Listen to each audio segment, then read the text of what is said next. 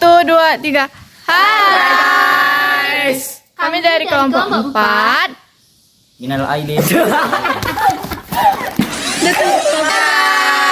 Kami dari kelompok 4 akan menjelaskan materi mengenai BUMN. Kalian mau tahu kan? Boleh. check it out.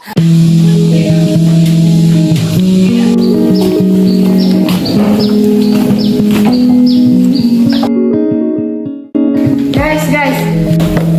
Ibu adanya kemana? Ibu Ade lagi berhalangan nih. Kan materi kita BUMN. Gimana kalau kita bahas mandiri aja? Ayo.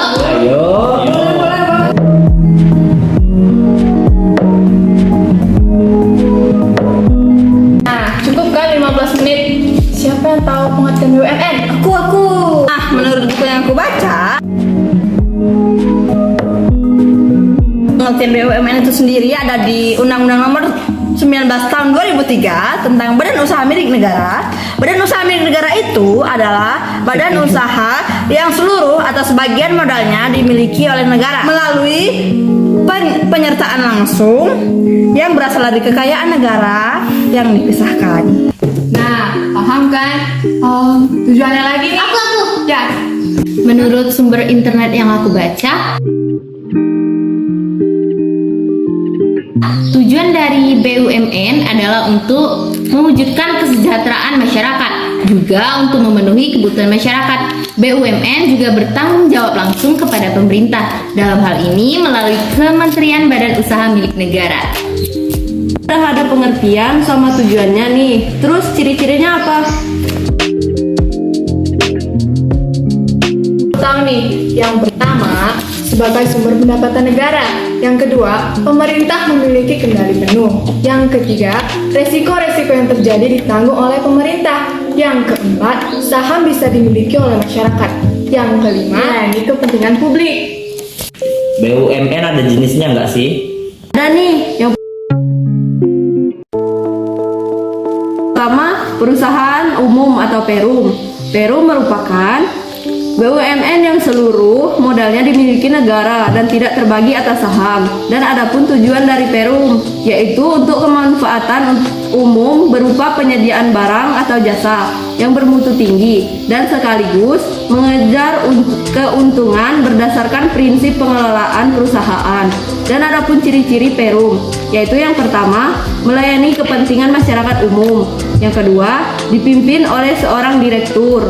Yang ketiga, memupuk keuntungan untuk mengisi kas negara. Terus yang kedua apa ya? Aku lupa. Yang kedua yaitu ada perusahaan perseroan atau persera, yang artinya salah satu badan usaha yang dikuasai oleh negara atau daerah. Nah, tujuan pendiriannya yaitu untuk mencari keuntungan atau memberi pelayanan kepada umum. Nah, saham kepemilikan persera sebagian besar atau setara 51% harus dikuasai oleh pemerintah. Ada yang tahu perannya nggak? Tahu nih. Yang pertama, BUMN menjadi salah satu sumber pendapatan negara yang berasal dari pendapatan non-pajak. Yang kedua, BUMN dapat menyediakan lapangan pekerjaan sehingga dapat membantu mengatasi pengangguran. Yang ketiga, BUMN membantu mempercepat pertumbuhan ekonomi nasional. Contohnya apa? Tahu contoh BUMN yang pertama Bank Mandiri, Bank BNI, Bank BTN, terus Pertamina sama Kimia Farma. Pasti ada kelemahan dan keunggulannya kan? Ada yang tahu nggak? Mencarinya di media sosial dan ternyata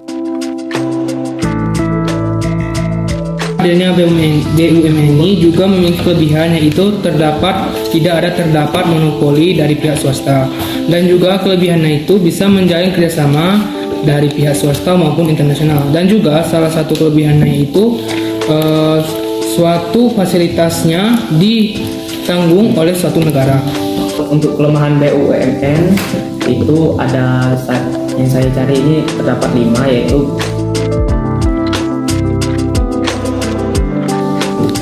sering mengalami kerugian karena sifat usahanya yang mengutamakan kepentingan publik daripada pertimbangan ekonomi.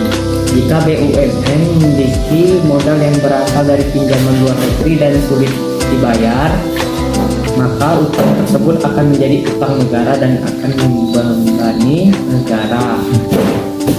BUMN yang terus merugikan akan tetap diberi suntikan modal pemerintah meski belum ada perbaikan dari sisi manajemen. Maka tidak heran jika kelangsungan hidupnya berdasar kekuatan keuangan bahkan sering membebani keuangan negara. Monopoli negara yang berlebihan bisa mematikan usaha-usaha dengan jenis yang sama. BUMN yang maju pesat bisa menimbulkan persaingan tidak sehat dan pihak swasta.